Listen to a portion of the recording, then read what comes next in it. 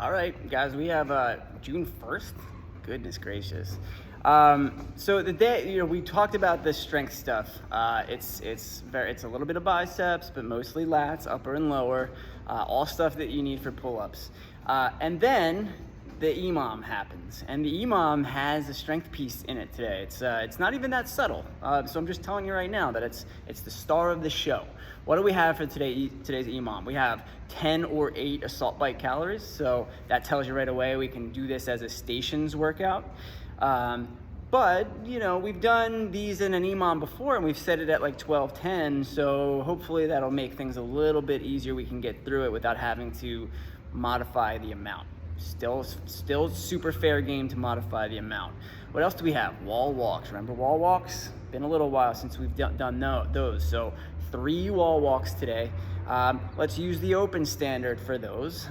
But at the same time, I want you to challenge yourself to try to get through those 3. It is the first thing, that volume, that we would modify though. So if 3 doesn't fit for you in a minute, let's do 2. Whatever it is that we do, consistency is the key. Next thing that we have is hollow rocks, which we've been in these last few weeks. I heard a lot of feedback about the V-ups, and then last week we did plank holds. This week we got another core movement. It is the hollow rock, which is good because we need that gymnastics shape type of thing to work on, and it is still a core developer, and some people really struggle with the hollow rocks. So let's see how it goes. Just know, again, you can modify the volume of a hollow rock, or we can turn it into hollow pulses. That's another way to look at it. Either way, the core gets a nice work. And then today's star of the show, 45 to 50 seconds, if at all possible. You are gonna come over to the rig. You are gonna grab your barbell that you would normally use for front squats. We didn't front squat on Monday. And we're just gonna hold it there in the best front squat that we can get. And this is gonna put your lats on fire. I'm sorry, I know we did 100 pull-ups on Monday, but we want those strict pull-ups. This is the kind of stuff that we have to do. All right, so I'm asking for 75% of your 1 rep max front squat. All right, so I mean, it can't be 1% or 75% of your 1 rep max hold, because you've never done that before. So keep that in mind. It's 75% for a reason. Now, if we were to just do this as strength and not as performance, you normally want to do a front rack hold for kind of in the same way that we use pulls off the ground, like snatch pulls and clean pulls. It's usually at like 110%, 115%.